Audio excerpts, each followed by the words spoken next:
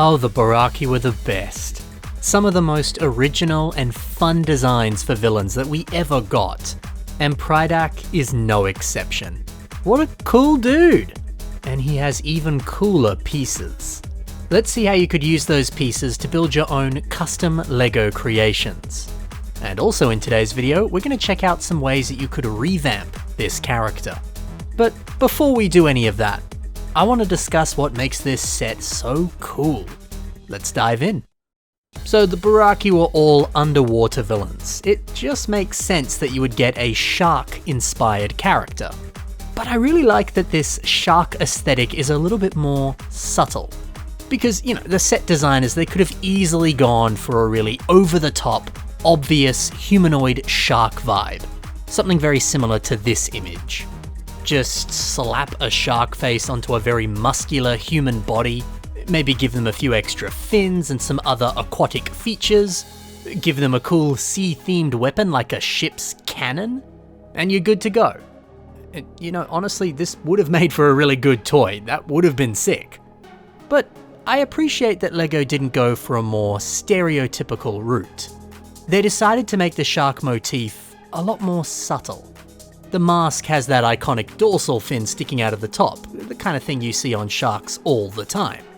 But it's not quite the right shape of a dorsal fin for a shark. And there's also that fin at the bottom too. This makes it feel a little bit less obvious, but there's enough of that shark essence to it. We also have a lot of teeth around the mouth, but this is a very thin mouth. It's not so large and in charge like you would see on a real shark. We also have some more fins on the back, and these still feel very shark-like, but they also resemble other types of fish or sea creatures. It's different.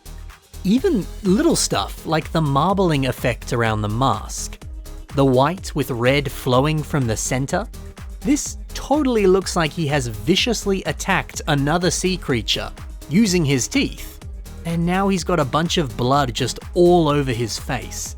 That's kind of hardcore. Anyway, all of these subtle shark motifs, they're nice. Seeing them, you obviously can tell he's a shark, but he has so much room to still be his own unique self. This way, he's not just some generic shark dude. He's Prydac. He's his own guy. And I appreciate this direction for the set. Prydac is a very original villain with his own unique flair. That's dope. Oh, but the real highlight of this set has to be all of these wonderful pieces. Let's take a closer look and see what we get, and how we can use them in mocks. So, Prydac comes with some incredibly long feet pieces. It's a very interesting part with a very distinct shape to it. I don't believe we've ever got any foot piece that is this big. Now, how could this be used in a mock? Well, Ozkabot grabs one of these and turns them into a sick head design. I love the energy of the spikes flaring backwards. There's something so dynamic about that. It looks really good. You could also use this piece like Calcifer Project has done on their revamp of Kopaka. Flipping these feet pieces on their side, that's rather cool. They kind of look a little bit like icicles in this context. But I also think they look a little bit like jet engines. Maybe they'd allow Kopaka to levitate and fly around. That's a pretty sweet idea. And one more way that you could use these, do what Avbra the Hunter has done and build Kazani, but with a black, white, and translight blue color scheme. The original Kazani set, of course, used these exact same pieces for his head design, but that was in dark green. Now, to get these feet pieces in dark green, well, they only came on this set. And unfortunately, they are a very rare and very expensive piece to get. So, if you love Kazani and you really want him in your collection, just build him in white. It's going to be way cheaper, and it still looks pretty dope. Prydac's blade pieces are also super cool, and you get 3 of them in this set. Although apparently I only photographed 2 of them in this image, so my bad. Maybe you could use these wonderful pieces in a similar way to what Tony A has done here. They do make for a pretty great weapon. And in this context, it looks like the blade is covered in blood. It's a haunting idea for sure, but for an evil robot like this, it works. And looking at these blades again, they do have a wonderful aquatic vibe to them. So why not use them on a shark or some other type of fish, in a similar way to what Dylan Meaves has done when he's turned Prydac into an actual shark. I mean, yeah, these look really nice on the fins. It's some good thinking. And what a fun way to revamp Prydac as well. He looks good as a shark. One interesting thing about this set is the very curvy look of the limbs. It's quite a distinct vibe, and unfortunately it does affect posability a little bit. But I tell you what, it is nice to get some of these white Nuva arm pieces once again. I think the last time we got these was in Tucker Nuva, which I think that set came out in 2003 and the Baraki came out in 2007. It's nice that these pieces kind of popped up again after so many years. But I love the way that Dodkey has used these to make a curved body design for this bird. And in this context, they also look a little bit like feathers. That's a nice idea. And finally, Prydac's incredible mask. How could this be used? Well, Draconax films, he flips this mask the other way around. And dang, it creates an awfully scary looking face. And how good do Prydac's red and white marbled pieces look when you combine them with some of the pieces that came in the wonderful Makuta set, Krika? The pieces that come in this set are a subtly different color. Instead of white, it's more of a milky white. But I still highly recommend mixing the pieces from Krika and Prydac together into one mock. Like we can see here, it looks wonderful. It's a great combination.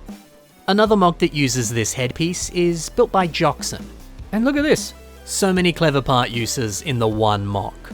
These work great for torso armor, they make for some pretty nice hand designs, and they make for some dope legs. And we've even got Prydac's blades appearing on the feet. Yeah, what an outside the box way of using all these pieces. Sick. So there's a few ideas for how you could use the parts that come in this set, but what if you want to revamp Prydac? Here's a couple ideas for how you could do so. Our first revamp is made by Ryan Zed, and this reimagines Prydac as some kind of cyborg shark hybrid. I quite like these barrels coming out of his back. It almost looks like they're filled with some type of liquid that's being pumped into Prydac's body. I mean, the use of this red Borok windscreen piece on the arm. It's a piece that's trans clear with red marbled through it. Well, the red on that piece, it does look like his veins are being pumped with this liquid. What a unique idea, and a great way of using that piece. Also, the face design here is wonderful. It certainly looks a lot like a shark, and I quite like how they've used that Rakshi headpiece for the lower part of the jaw. It gives it a little bit of teeth as well. Looks good. And also, Prydac as a giant Titan-sized character, so menacing, so cool.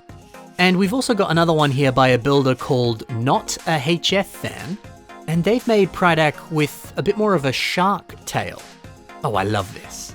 I kinda like this a little bit more than the legs that came on the original set. I feel like this is the perfect way of revamping Prydac, or any of the Baraki for that matter. Finding small ways of introducing their original animal into their design. Maybe you could get Karapar, who's based off of a crab. What if you gave him 4 pairs of legs like an actual crab? That could be cool. I'm also a big fan of the silver shoulder armor that's been introduced here. It makes him look like he's some kind of warlord or warrior. It's dope. Yeah, and then placing the squid launcher on the end of a staff? Doesn't that look amazing? I've always thought this squid launcher piece was a little bit difficult to use and difficult to look good outside of the context of a squid launcher. But this right here is a great way of using that piece. What an amazing revamp. And what an amazing set. So many good pieces and such a cool character. Now, if you enjoyed the mocks that I showcased in today's episode, take a look at the links in the description below. You can see more from those builders right there. Thank you for watching, guys. Happy building, and bye for now.